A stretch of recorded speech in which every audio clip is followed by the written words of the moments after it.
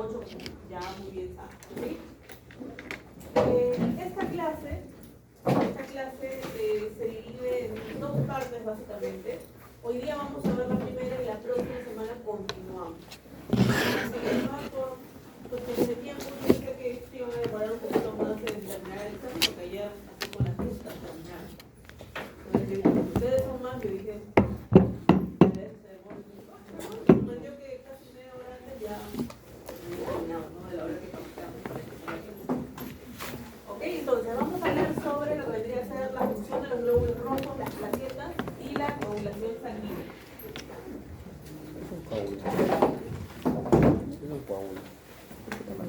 Y como siempre tenemos que hacernos unas preguntas, ¿no? Para saber cómo estamos, para poder entender el tema.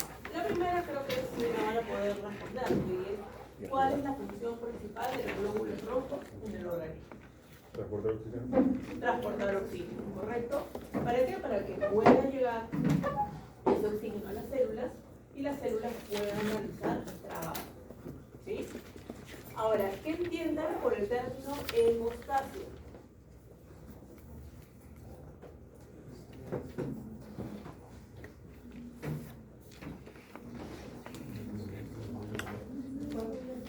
¿Entiende? El control de la pérdida de sangre. El control de la pérdida de sangre, correcto. Aquí voy a hacer hincapié en que no confundan la hemostasia con homeostasis. Eso ocurre en el examen. Son dos cosas muy diferentes. ¿Sí? Y de hecho, vamos a empezar ahora esta clase con lo que vendría a ser la hemostasia. Ahora, ¿qué enfermedades relacionadas con los glóbulos rojos, o las plaquetas, o la hemostasia conocen en animales? Anemia. Perdón. Leucemia, si bien sabemos que está relacionada con los glóbulos rojos, también va a afectar de alguna manera a los glóbulos, perdón, con los glóbulos blancos va a afectar a los glóbulos rojos.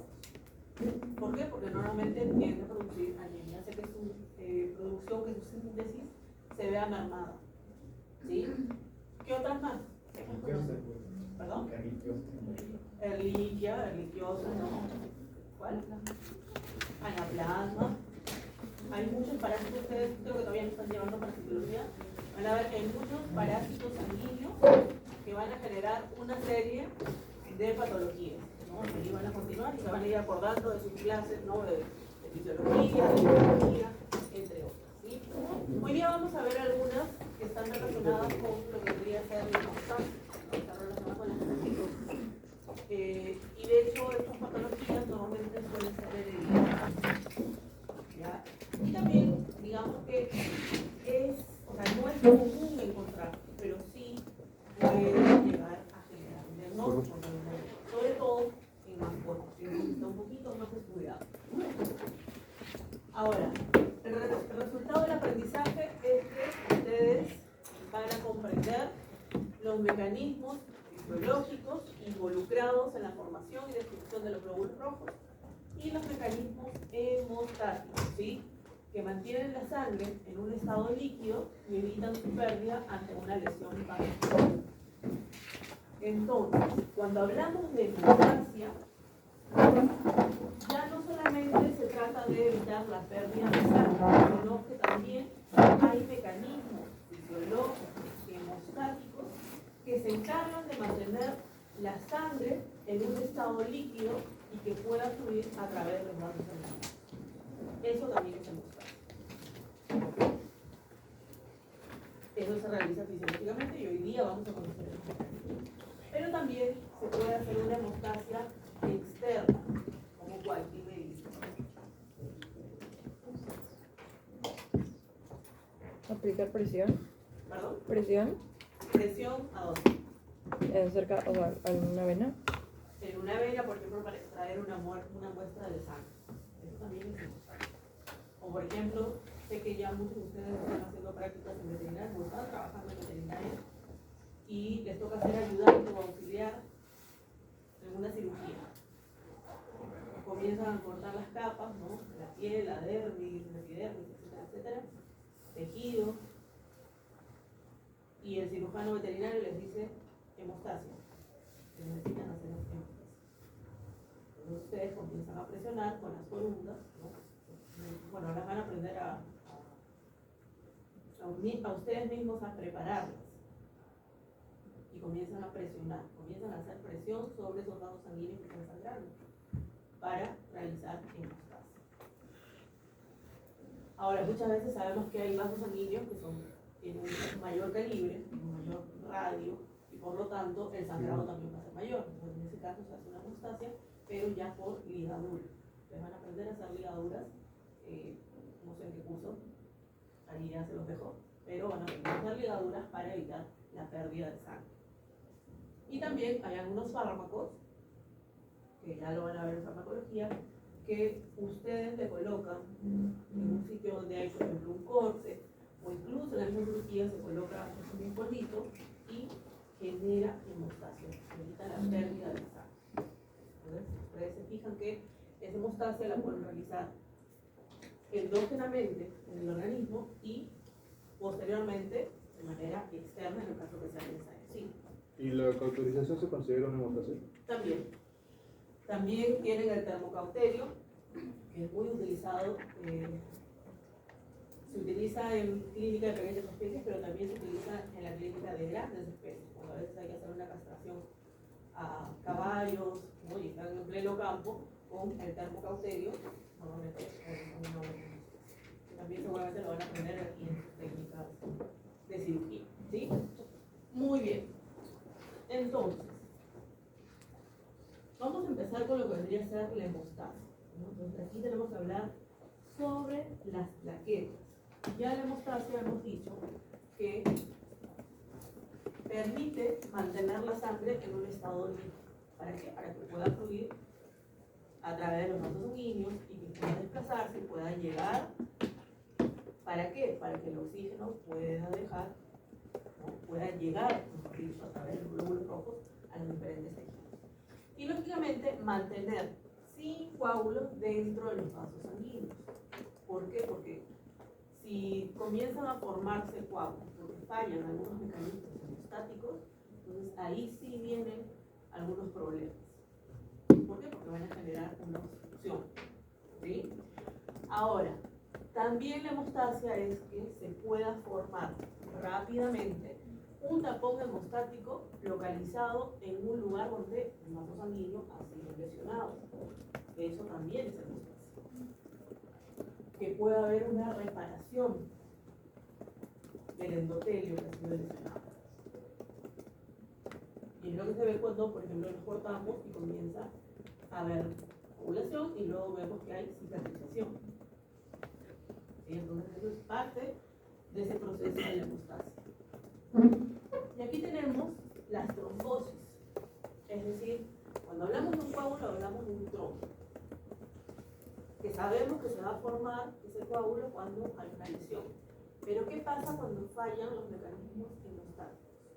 Comienzan a formarse en los vasos sanguíneos que no tienen lesión. Comienzan a formarse estos trombos, estos coágulos. Y ustedes se fijan que al tener a estos trombos, ya el paso de la sangre se ve un poco dificultado.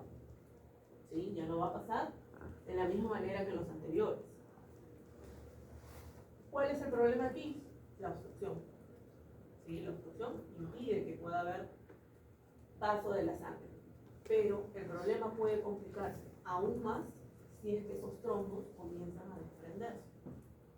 Cuando se desprenden y comienzan a viajar, se llama émbolo, y hablamos de tromboembolismo.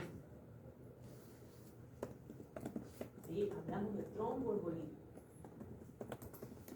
Ustedes saben que los vasos sanguíneos, a medida que van ramificándose, van haciendo que su radio, su diámetro, vaya disminuyendo, ¿no? Porque va de arterias, arteriolas, capilares.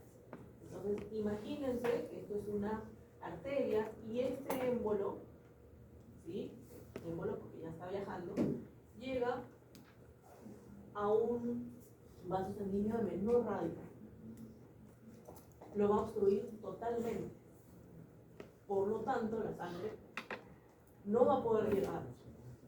No va a haber oxigenación hacia las células. ¿Y qué va a ocurrir? Esas células van a comenzar a morir. Van a comenzar un proceso de apoptosis. ¿Sí? Entonces, los procesos hemostáticos en el organismo animal permiten que no se formen estos trombos, salvo que haya una lesión. Si hay lesión, obviamente sí tiene que formarse un coágulo, un trombo. Pero en condiciones normales que está el vaso sanguíneo y fallan los mecanismos homeostáticos, entonces ahí sí vamos a tener ese problema. Empezamos a ver trombos. Debo decirles que esto es mucho más común en los seres humanos, pero también en la medicina veterinaria se encuentran casos. Se encuentran casos, por lo menos para los que nos dedicamos a la clínica, solemos encontrarnos en perros, gatos, y si es clínica de mayores, en equinos. ¿Sí? Puede presentarse. En las demás especies puede presentarse, sí, probablemente que no hay tantos estudios, pero sí puede presentarse. Ahora, en el caso de las plaquetas, ustedes recordarán que son fragmentos de los megacariocitos, ¿sí? Estas plaquetas tienen una forma redondeada, pero aplanada, como vemos aquí, una forma redondeada, pero aplanada, y que además se caracteriza por tener cargas negativas en sus membranas. ¿Ya? Ahora, ¿cuánto es el tiempo de vida media? Promedio 9 días, ¿sí? Pero puede ir, como ustedes ven aquí, 8 o 13 días. Hay autores que señalan que puede ser hasta 15 días, pero un promedio de 9. ¿Dónde se almacena? Ya los que han llevado histología saben que se va a almacenar principalmente a nivel del vaso, ¿sí? Es el principal lugar. La forma ya la hemos visto, el número. Nosotros vemos muchas especies. Ustedes se van a dar cuenta, a medida que vayan avanzando en la carrera y ya cuando son profesionales, que el valor, por lo general en los animales, sobre todo en los animales domésticos, el valor va de 150.000 a 400.000 plaquetas por microlitro de sangre. Si los valores están por encima de 400.000, estamos hablando de una trombocitosis. Y si los valores están por debajo de 150.000, estamos hablando de una trombocitopenia. ¿Ok? Ahora, existe una zona periplaquetal, que es la que está rodeando prácticamente a la plaqueta. ¿Sí? A la plaqueta o trombocito, también tiene ese nombre. Y se caracteriza por presentar unas granulaciones que tienen sustancias químicas que van a permitir que se pueda dar este proceso, que lo vamos a explicar, ¿no? A continuación. Contiene tubulina. Tubulina, recordarán por biología, es una estructura tubular, de ahí el nombre de tubulina, que le permite generar una especie de como contracción y le permite movilizarse a las células, en este caso a las plaquetas. ¿Okay? Para que recuerden un poquito.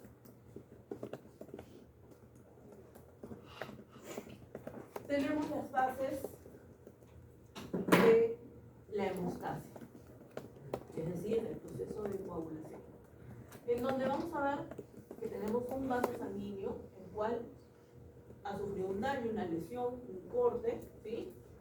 Por lo tanto, ahora comienza a generarse una vasoconstricción. Vean cómo disminuye la luz, ¿no? El radio, el diámetro del vaso sanguíneo. ¿Esto con qué finalidad? ¿Para qué se genera vasoconstricción? Para disminuir el flujo sanguíneo, para disminuir la pérdida de la sangre. ¿Correcto? Muy bien.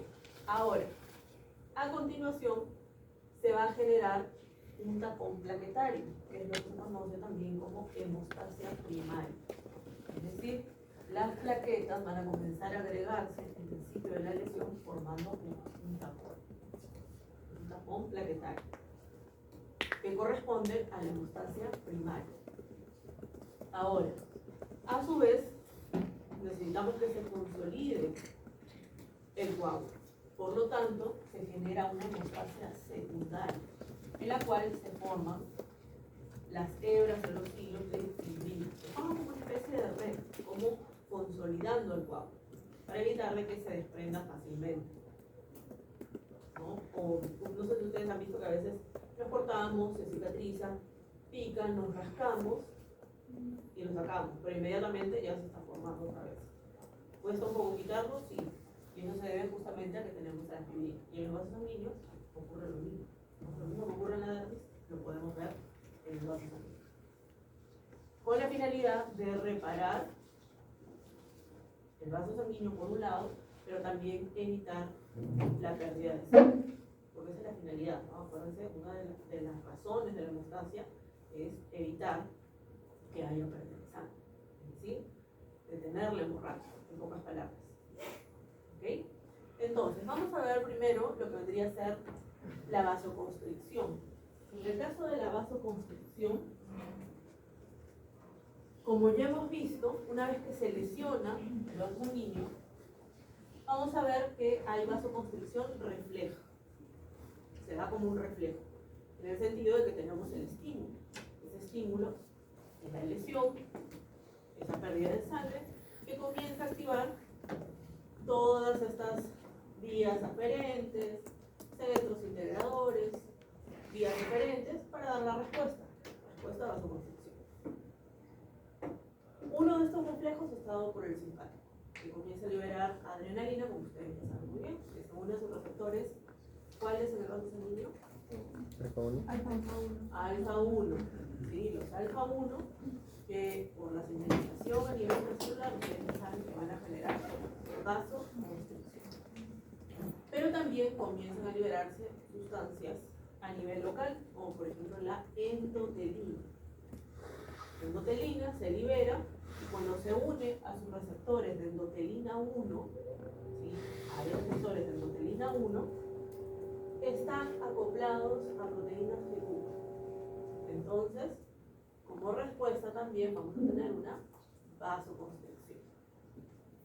Y además, las plaquetas que se están acercando y que van a comenzar a acercarse, comienzan a liberar otras sustancias que también generan vasoconstricción, como por ejemplo serotonina o tromboxano A2, que vamos a hablar de ellas en un ratito. ¿Sí? Entonces, de todas maneras se va a generar vasoconstricción. ¿Okay? Eso como primer punto. Ahora, a continuación, Profe, ¿a qué complejo dijo que se unía lo que es la endotelina 1? la endotelina se va a unir a su receptor, que se llama receptor de endotelina 1, y que está acoplado a proteína GQ. Y con toda la señalización que ustedes ya conocen de las GQ, va a generar vasoconstricción. ¿Sí? Ahora, a continuación, acuérdense que tiene que formarse el tapón plaquetario. Y eso se da a través de lo que vendría a ser la hemostasia primaria. ¿Okay? Que a su vez se va a dividir en tres subfases. La primera de adhesión, la segunda de activación y la tercera de agregación. Es decir, adhesión plaquetaria, activación plaquetaria y agregación plaquetaria. La finalidad es que forme en todo esto el tapón plaquetario.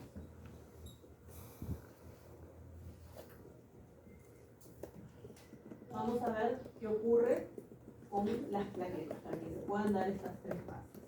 Vamos a graficar por aquí.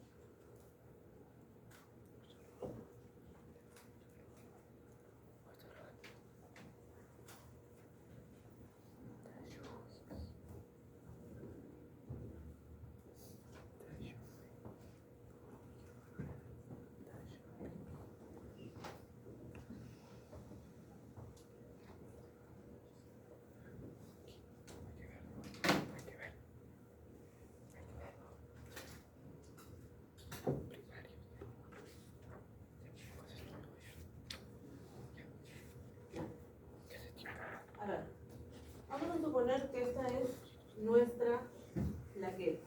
¿Sí? Algo muy importante es que en la zona periplaquetaria, es decir, la periferia, tiene unas glicoproteínas. Glicoproteínas que se conocen a unas como 1A2A y las glicoproteínas 1B. Son las que se encuentran a nivel de la zona periplaquetaria. Ahora, gracias a estas glicoproteínas, se va a unir a lo que vendría a ser el colágeno, que queda expuesto cuando hay una lesión en el organismo. Ahora, cuando se une la glicoproteína 1A, 2A, normalmente tiende a ser una unión muy débil. A diferencia de la 1B. ¿Por qué? Porque la 1B, al unirse al colágeno, va a ser ayudado de alguna manera por una proteína de unión, que es el factor de von Willebrand. El factor de von Willebrand. Esto le da estabilidad. Le da estabilidad a que la plaqueta pueda adherirse. Entonces aquí tenemos la primera fase, adhesión. Es decir, las glicoproteínas se unen al colágeno a través de la 1A2A y a través de la 1B. Pero, acuérdense, la 1B es más importante porque es más fuerte debido a que tiene esa unión con el factor de von Willebrand. Entonces tenemos primero la adhesión. Luego tenemos la activación. ¿Cómo sabemos que una plaqueta se ha activado? Esto se da porque hay un cambio morfológico, es decir, comienzan a salirle pseudóforos.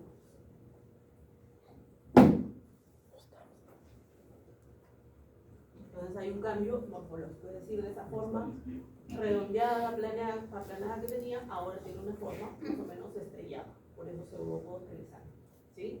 Y otra forma de saber que se encuentra activa es porque los gránulos, que se llaman gránulos alfa y gránulos densos, comienzan a liberar las sustancias químicas que tienen en su interior. Esa es la forma en que sabemos que está activado. Cambio en la morfología y liberación de sustancias a través de los gránulos alfa y densos. Por ejemplo, a nivel de los gránulos alfa, siguen liberando más factor de von Willebrand, por ejemplo. Liberan también fibrinógeno, ustedes saben que es una proteína de tipo soluble, muy importante dentro de la población, y vamos a hablar de ella en un momento también. O por ejemplo, en el caso de los densos, que comienzan a liberar, por ejemplo, calcio, comienzan a liberar serotonina, la serotonina que se libera contribuye también a que se genere vasoconstricción. O puede liberar ADP, que es muy importante para que siga más llamamiento de más plaquetas, que sigan llegando al sitio de la lesión. ¿Sí? Entonces ya tenemos lo que vendría a ser la activación. Esa activación, con estas sustancias que se están liberando, van a hacer que comiencen a activarse proteínas F que se encuentran en las membranas de las plaquetas. Y ustedes ya saben que su papel es excitatorio, en el cual vamos a ver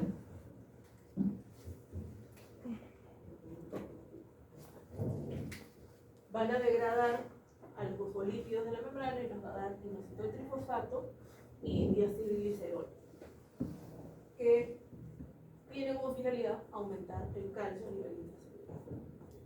¿Sí? Eso por un lado. Y por el otro lado, también se va a activar la fosfolipasa A2, que es una enzima que se encuentra en las membranas. Y cuando se activa la fosfolipasa A2, comienza a degradar el colesterol de la membrana. Y nos va a dar ácido araquidónico, eso por bioquímica de saben, ácido araquidónico, y el ácido araquidónico va a ser catalizado por una enzima que es la COX o ciclooxigenasa, ¿sí? COX o ciclooxigenasa, que va a hacer que el ácido araquidónico comience a generar prostaglandinas H2, ¿no? Que son sustancias algo tipo inflamatorias, pero no queda aquí, sino que se va a convertir en tromboxano A2. Y el tromboxano A2 tiene aquí dos funciones. La primera, también genera vasoconstricción cuando se unen los receptores. Sigue generando vasoconstricción, fíjense. Y la segunda es que genera llamamiento de más plaquetas, que las plaquetas sigan llegando al sitio de la lesión. Tiene esa función, esa doble función. Muy bien, ahora voy a centrarme en este aumento de calcio. Ese aumento de calcio que hace que se active la fosfolipasa 2 también va a generar que empiece a externalizarse otras glicoproteínas, que son denominadas 2B, 3A. Glicoproteínas 2B, 3A. Esto es muy importante que ocurra. ¿Por qué? Porque es lo que va a permitir que se pueda generar finalmente la agregación. Sirve como una unión entre plaquetas. Vamos a suponer que tenemos aquí otra plaqueta activa que también tiene su glicoproteína externalizada, 2B, 3A, ¿sí? Entonces esto va a permitir que puedan agregarse unas con otras, pero para eso también necesitan algo que les dé estabilidad, que genere que la unión sea mucho mayor, mucho más fuerte. ¿Quién va a dar esa unión? Esta proteína que les había comentado, que es el fibrinógeno.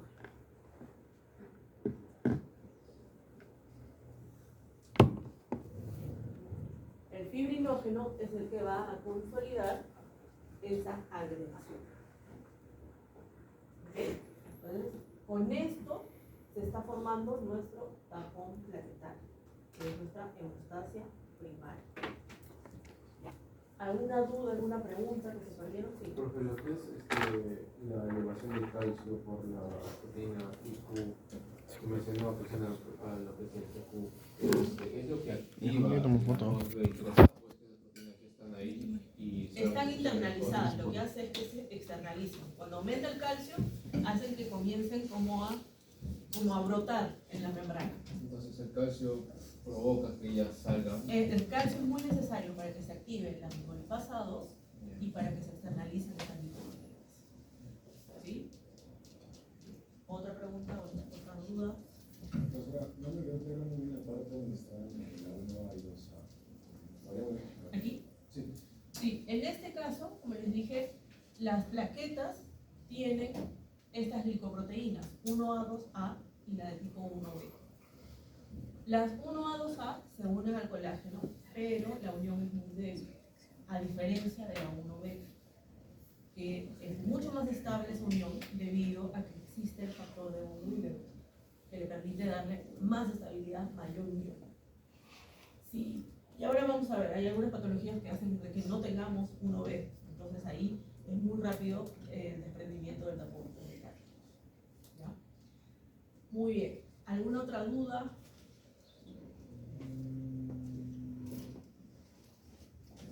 Sí. Profe, ¿qué pasaba cuando se activaba la proteína G?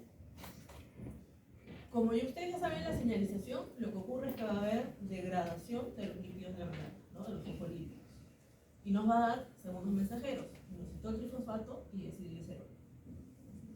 Que ya ustedes saben, desilglicerol hace que se active la proteína C, el inositol trifosfato va al retículo endoplásmico y hace que aumente el calcio. Esa es la finalidad.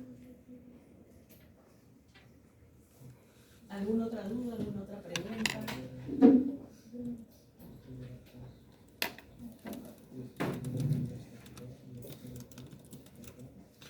¿Puedo borrar el gráfico? Voy a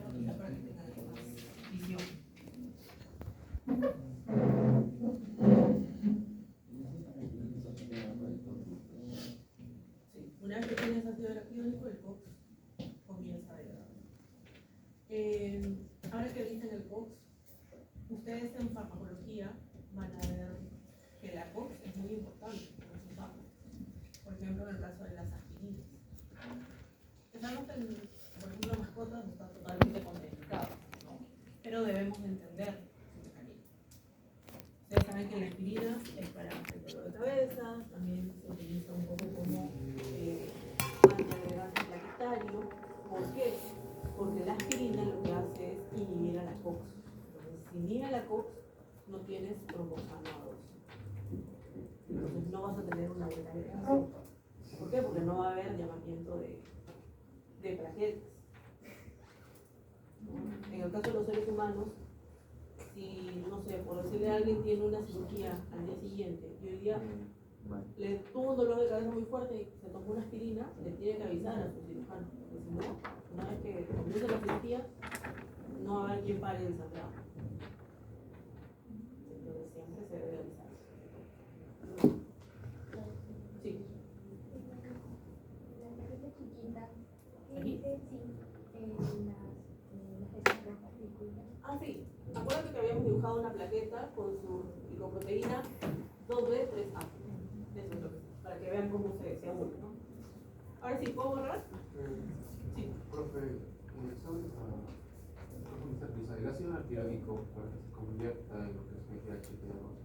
¿El COX, eso dice COX-1 o COX-2? Normalmente suele ser COX-1. Ahora, en otros procesos dentro del organismo sí vas a utilizar la COX, pero para aquí, COX-1. ¿Ya? Muy bien. ¿Puedo borrar ahora sí? Vamos a continuar.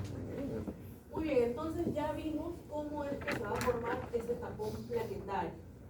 Y vamos a ver las diapositivas que nos muestran, que es un poco lo que ya hemos graficado acá. Lo quiero graficar porque siento que así me siguen un poco más que mirar sobre mi imagen, ¿no? Entonces, aquí está resumido lo que hemos hecho, el gráfico que nosotros hicimos, en donde tenemos la lesión del vaso sanguíneo, ¿sí? Entonces comienza a exponerse el colágeno.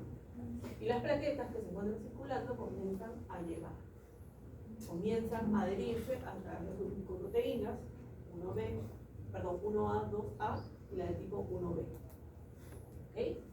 Ahora, vean aquí al factor de von Willebrand, que permite que esa estabilidad a través de las glicoproteínas 1B sea mucho más estable. A continuación, tiene que haber activación, cambio morfológico, ¿no? De esa forma redondeada, aplanada, ahora tiene esta forma estrellada, porque le salen como todo, y además comienzan a liberarse las sustancias químicas a través de los granos, ¿sí? Ahora, lo que vamos a ver a continuación es que el calcio comienza a aumentar. Ese aumento de calcio durante la activación que hacía que se forme trombosano A2 por un lado, pero también que se externalicen las glicoproteínas 2B3A, que es lo que va a permitir que finalmente haya agregación plaquetaria. Y tenemos al fibrinógeno consolidando esa agregación. ¿Sí? Es resumen de lo que ya hemos visto. La siguiente diapo es lo mismo. Miren aquí.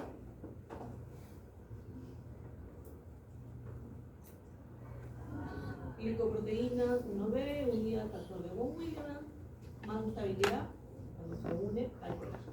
¿No? Es lo que nos está mostrando. Vean la forma, cuando se activa, hay un cambio morfológico, vean cómo le sale una gran cantidad de CO2 y lógicamente tenemos la alimentación de igual activación de 1B, el factor de von Willebrand, que es una proteína de unión, la del colágeno, cambio morfológico, liberación de diferentes sustancias químicas, los receptores 2B3A comienzan a externalizarse y eso permite que pueda haber una buena agregación, es decir, se forma finalmente el tapón plaquetario. Igual aquí, el glinógeno con nuestras glicoproteínas que se han externalizado, ¿sí? Para darle esa estabilidad. Ahora, ¿pueden haber defectos en la función plaquetaria? Sí, justamente lo que estamos hablando hace un momento, ¿no? Estuvimos hablando ahí, Con el en el cual Fabián. normalmente son patologías de tipo hereditario. En la medicina humana están muy presentes. En la medicina veterinaria creo que todavía estamos un poco en pañales respecto a este tipo de patologías. Creo que todavía faltan más estudios. Por ejemplo, tenemos la deficiencia de glasma, que en este caso, ¿cuál es el problema? Que las glicoproteínas, las de tipo 2B, 3A, no se externalizan. Entonces, al no externalizarse, no vamos a tener una buena agregación. ¿En qué se va a traducir esto? Que el tapón plaquetario fácilmente va a ser muy débil. Va a ser muy débil. Luego tenemos el síndrome de Bernard-Soulier. ¿Cuál es el problema aquí? Que estas plaquetas no presentan glicoproteínas del tipo 1B. Si no tienen estas glicoproteínas, entonces las plaquetas no van a tener una buena adhesión. Porque sí, tal vez se puedan adherir a través de las glicoproteínas 1A, 2A, pero acuérdense que esa unión es muy débil. ¿Por qué? Porque el factor de von Willebrand, que es la proteína unión, solamente tiene especificidad por las glicoproteínas 1B. ¿Sí? Y luego tenemos el síndrome de von Willebrand, que ya su nombre nos indica que estaría pasando, ¿no? En este caso, no hay factor de von Willebrand. Sí tienes la glicoproteína 1B, que se une al colágeno, pero también esa unión va a ser muy débil. ¿Por qué? Porque no tiene esa fortaleza que le da, ¿no? Esa estabilidad que le da el factor de von Willebrand. Esta tercera, este síndrome o deficiencia de von Willebrand, se presenta mucho en caninos, en la clínica veterinaria, ¿no? De mascotas. ¿Qué se ve en este caso? Normalmente vemos pacientes que tienen una convulsión muy lenta, solemos ver que tienen epistaxis, es decir, sangrado a través de la nariz, no sabe presentarse, y su tiempo de coagulación es más lento, lógicamente porque el tapón plaquetario es muy débil, en poder por más.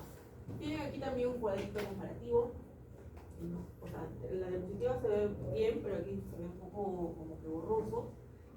Que vean que en el caso de la primera patología que nosotros vimos, que es la deficiencia de glasma, la vamos a encontrar en perros. Hay razas que están más predispuestas, como por ejemplo el pastor alemán, están más predispuestos, por ejemplo, los pudes, ¿no? Los famosos caniches, son los que están más predispuestos, es los que más se han encontrado este tipo de patología hereditaria.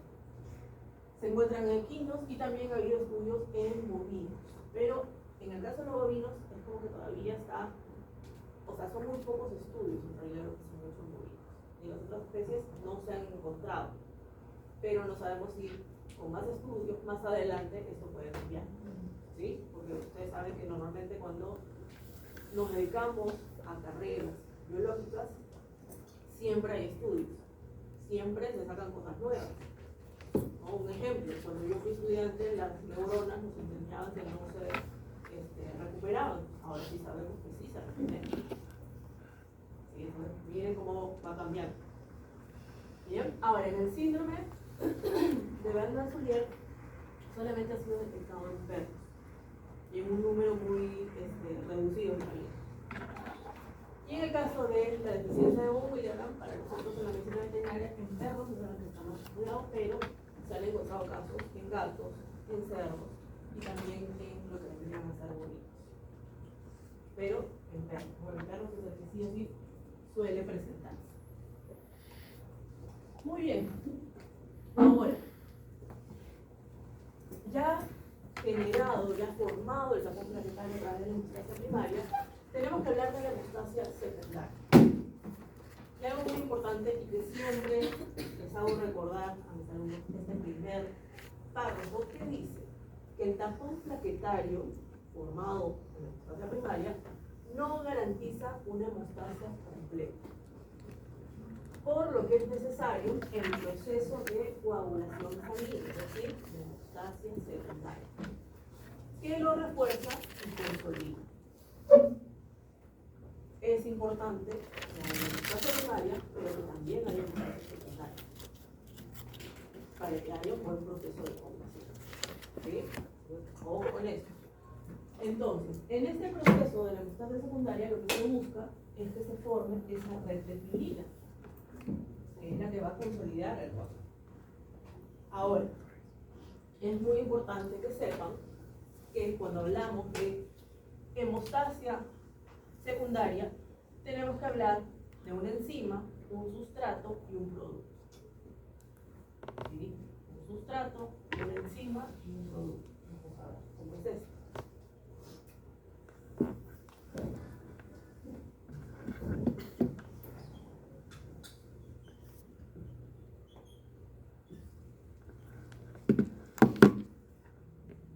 Y una enzima. Acuérdense que la abreviatura de enzima es una E y es como una flechita curva, ¿no? Como si fuese un rayito, y esa es la abreviatura de enzima. Entonces, el sustrato para esta hemostasia secundaria vendría a ser la protrombina.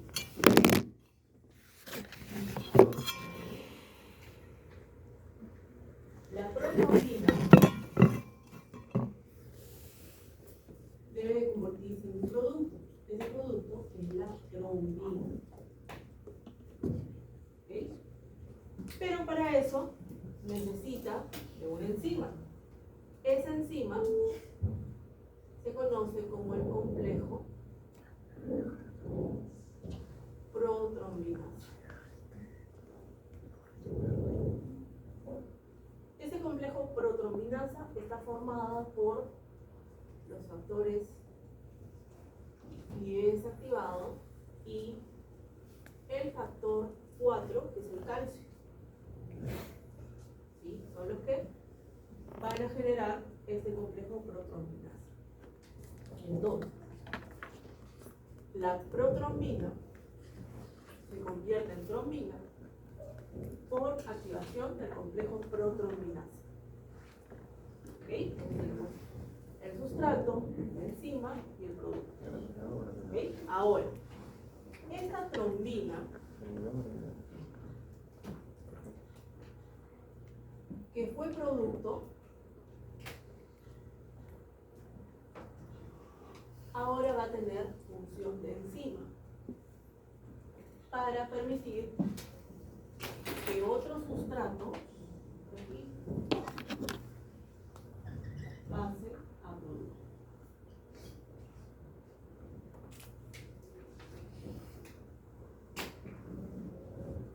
¿Ok? Ese sustrato es el fibrinol.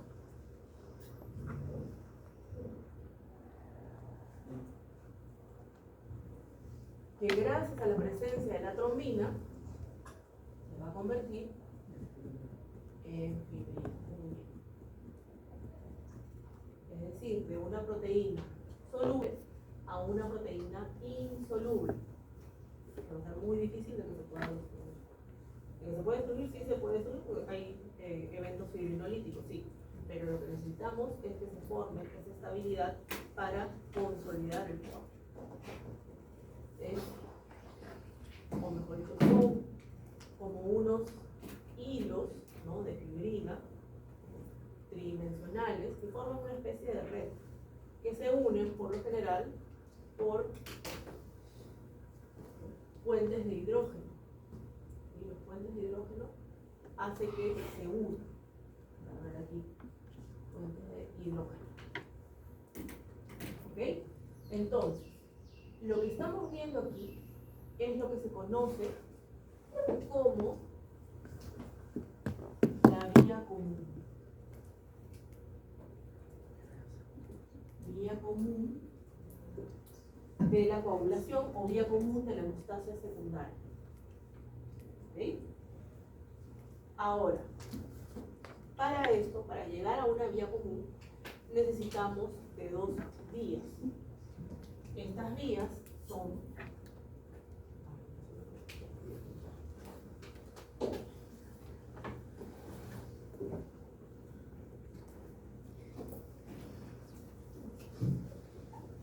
tenemos, por un lado, a la vía intrínseca y tenemos a la vía extrínseca.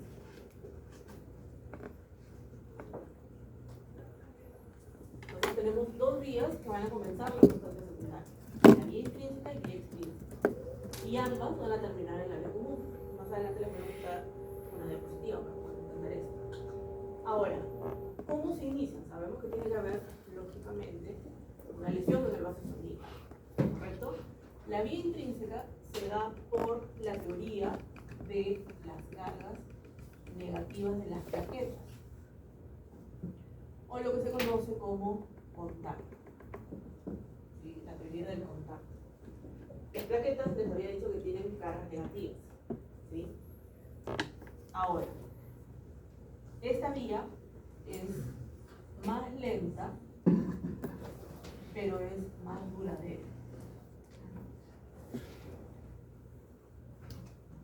En el caso de la vía extrínseca, se da por la presencia de la lesión tisular, es decir, la lesión del vaso, ¿sí? La lesión tisular, y es más rápida, pero es menos duradera. ¿Okay?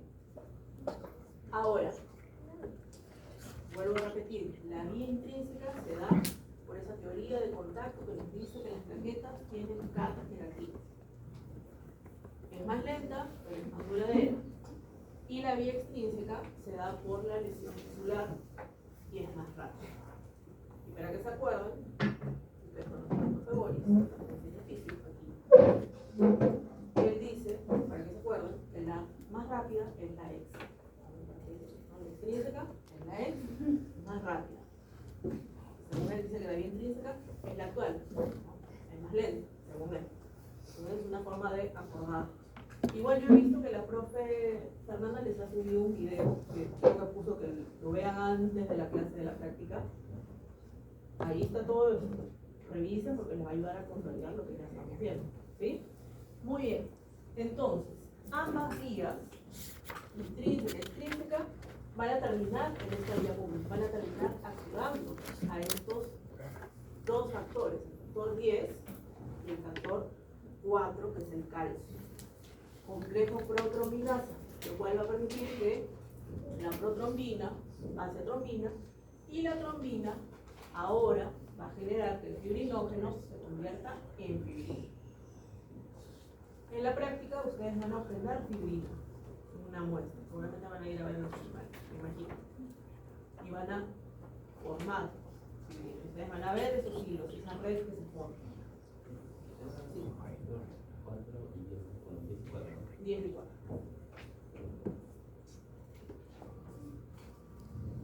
Sí. Solo una cosa que no me quiero explicar todavía de lo que es la adhesión.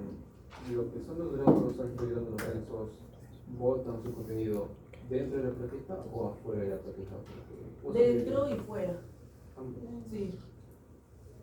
Por eso es que tienen efectos, muchos de ellos, sobre sus mismas membranas. Ok. Nada. Miren aquí, voy a retroceder para que creo que todavía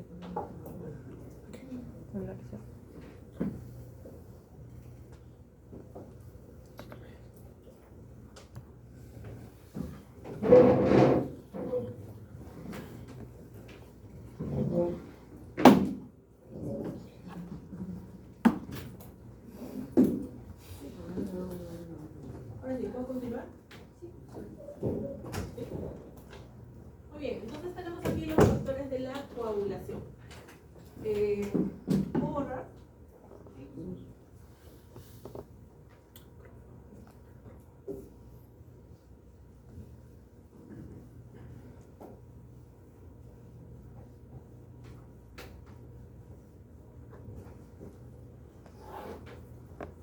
Muy bien.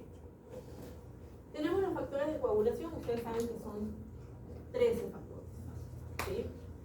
Algo importante, si ustedes revisan las tablas de estos factores, se dan cuenta que pasa del factor 5 al factor 7, falta el factor 6. ¿Alguien sabe por qué falta? ¿Por qué? Otra función. ¿Por? Otra función. No. Lo que pasa es que cuando determinaron estos factores, estos 13 factores, se dieron cuenta que el factor 6 era el mismo que el factor 5. Entonces, para no cambiar toda la numeración, lo que hicieron es simplemente retirarlo de la tabla. Entonces, cuando ustedes vean las tablas de factores de coagulación, va a faltar el 6. ¿Sí? Es el mismo. Es la misma proacelerina. Ahora, hay algunos factores que ustedes se fijan que tienen la letra K, como el 2, el 7, el 9, el 10. Quiere decir que estos factores son dependientes para su buena formación de vitamina K. Necesitan de la presencia de la vitamina K para formarse. Ahora, si no hay vitamina K, ¿se pueden formar? Sí se pueden formar, pero no van a ser activos, no van a tener la función de generar coagulación. ¿Sí? Y algo importante, que estos factores tienen cargas negativas. ¿Sí? Entonces pregunto, cuando nosotros vimos, en el caso de la vía intrínseca, iniciada por las cargas negativas de las plaquetas, ¿no? Tienen cargas negativas, ¿cómo se unen a estos factores que tienen cargas negativas? Negativo con negativo se supone que se repelen. Se libera. ¿Qué se necesita para unir negativo con negativo? Cambiar la tonalidad. ¿Qué cosa? Cambiar la tonalidad. ¿Cómo? Se necesitaría cargas positivas. ¿Quién va a darle esas cargas positivas? Calcio. El calcio. Muy bien, el calcio. El calcio es el que va a servir como puente de unión para que pueda darse la coagulación, porque estos factores tienen cargas negativas.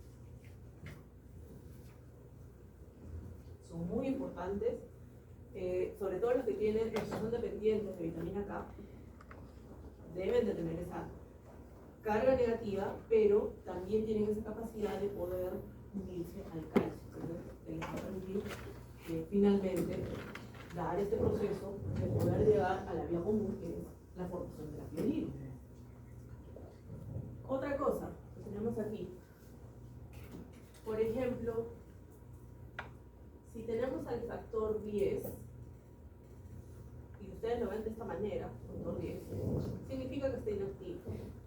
Pero cuando le colocamos el subíndice de la letra A, como nos dice ahí, nos dice que el factor está activado. Entonces, para que se dé ese complejo protrombinasa, necesitamos que se active el factor. Tiene que estar activo. Y vamos a ver que en esa cascada de coagulación tienen que ir activándose los demás factores. Vamos a ir viendo acá, justamente. Tenemos dos gráficos que son lo mismo, ¿no? Vean aquí nuestra vía extrínseca, que habíamos dicho que era la más rápida, y la vía intrínseca la más lenta. ¿Por qué? Porque se dan cuenta de que tiene una serie de más pasos, ¿no? Y todas, o ambas, mejor dicho, van a terminar en la vía común. Esta es nuestra vía común, como nosotros ya hemos visto.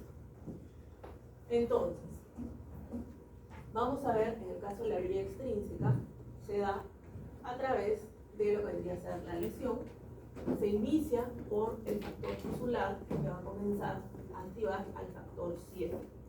Y se necesita el calcio, ¿sí? Entonces el factor 7 se activa, y cuando se activa el factor 7, va a activar a la vía común. Hace que el factor 10 se active, ¿sí? Y en el caso de la vía intrínseca, vean que es un poquito más largo, en el sentido de que se da por esa, ya sabemos, la teoría de contacto de las cargas negativas, en donde el factor 12, es decir, el factor de Hagemann, se va a activar. Una vez que se activa el factor 12, va a activar al factor 11. Cuando se activa el factor 11, se activa el factor 9. Y el factor 9 lo que hace es activar a la vía común, activa al factor 10. Otra cosa muy importante, ustedes están viendo aquí al factor 8 y al factor 5. En realidad son cofactores. Lo que hacen es amplificar la respuesta. Por eso muchas veces, justamente como en este gráfico, nos muestran este complejo protrombinasa, donde está el factor 10, el factor 5, o el factor 5, y el calcio, el factor 4, ¿sí? Pero en realidad sabemos que es el factor 10 y el factor 4. Si no hay factor 5 como factor 5, igual va a haber coagulación, solamente que va a ser más lento. Lo mismo ocurre en el caso de la activación del factor 10, donde vean, aquí tenemos al factor 9 activado y el calcio, que van a activar este complejo protrombinasa. Activan al factor 10. Y podemos ver también al factor 8. El factor 8, que es el factor antihemofílico, también es un cofactor, que lo que hace es amplificar, hacer que sea más rápida la respuesta. Por eso en pacientes hemofílicos nosotros sabemos que falta ese cofactor y hay sangrado constantemente. Se golpean sin querer con la pizarra, lesión, y comienzan a sangrar. Es algo normal en ellos, ¿no? Pero ¿qué pasa?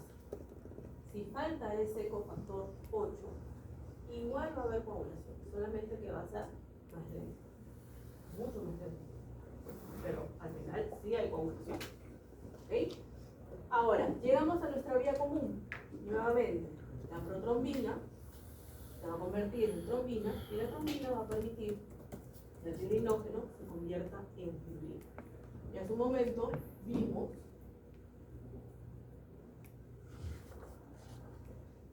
que estos hilos, estos filamentos de fibrina estaban unidos por puentes de hidrógeno, ¿sí?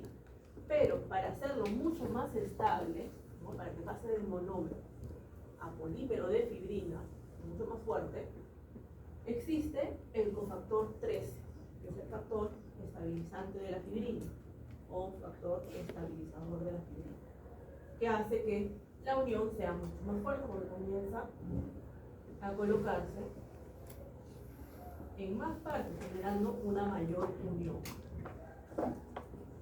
¿Sí? Entonces, ese factor 13 es muy importante para que esa red sea mucho más fuerte y se pueda formar nuestro cuadro. ¿Sí? ¿Alguna duda, alguna pregunta?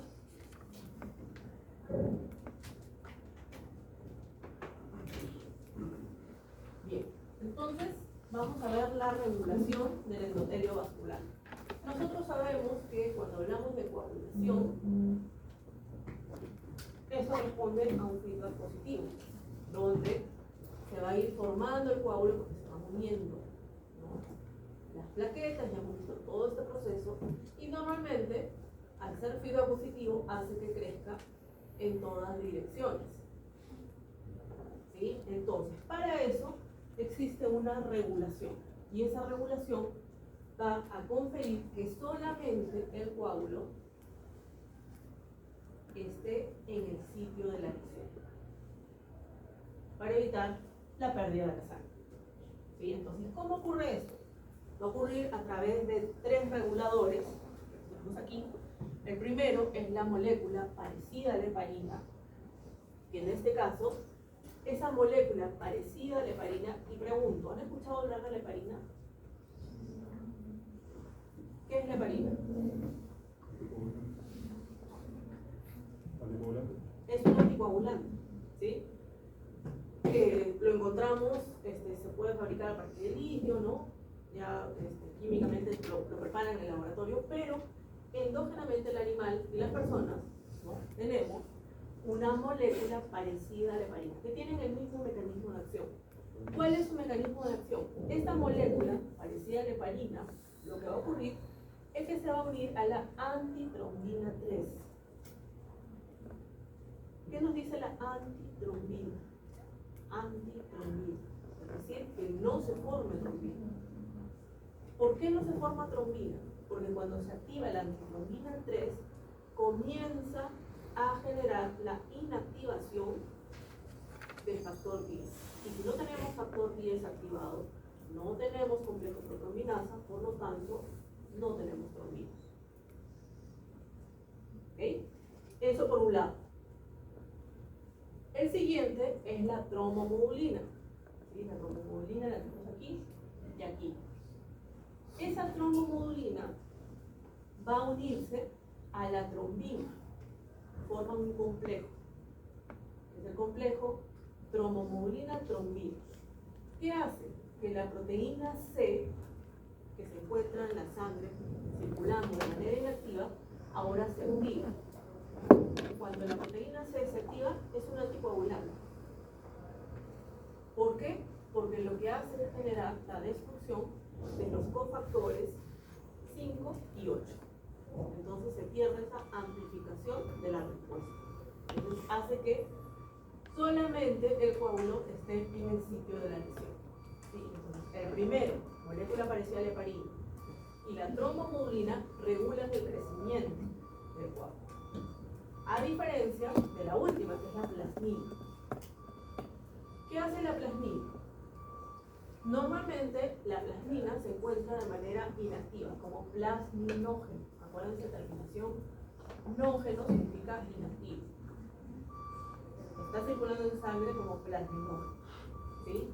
Pero cuando detecta que hay mucha formación de fibrina, comienza a activarse a través de una TPA o TPA1 o ATP1, las abreviaturas, pero son las mismas letras, ¿no? Pero los libros no lo colocan así, que es el activador de plasminógeno tisular. Activador de plasminógeno tisular, que hace que el plasminógeno se convierta en plasmina. Y la plasmina, vean, va a iniciar un proceso de fibrinolisis, proceso fibrinolítico, es decir, va a destruir a la red de fibrina. ¿Qué ocurre esto normalmente fisiológico? Sí, a los 7 días, 8 días, porque el coágulo no se va a quedar siempre. Una vez que se recuperó el endotelio, va a haber fibrinolisis, hay plasmina. ¿Sí? Entonces, los dos primeros regulan su crecimiento, pero el tercero, es decir, la plasmina, lo destruye. ¿Sí? Es lo mismo, ya hemos hablado en el gráfico anterior. Y ya para terminar nuestra clase de hoy, tenemos algunos anticoagulantes. Seguramente ustedes ubican en los vacutainas con las tapas de los colores. Por ejemplo, en el caso de la heparina, es el vacutainer de tapa verde, que normalmente se encuentra de manera liofilizada, ¿no? ¿Cuál es su función? ¿Cuál es su mecanismo? Vean, se une a la antitrombina 3, inactiva el factor 10, que es lo mismo que ocurrió con la molécula parecida a la heparina, ¿sí? Por lo tanto, no hay trombina y también puede afectar a otros factores, como por ejemplo el factor 9. Entonces, si no hay factor 9, tampoco a través de la vía intrínseca no se va a activar el factor 10. Y sin factor 10, nuevamente no tenemos trombina, ¿sí?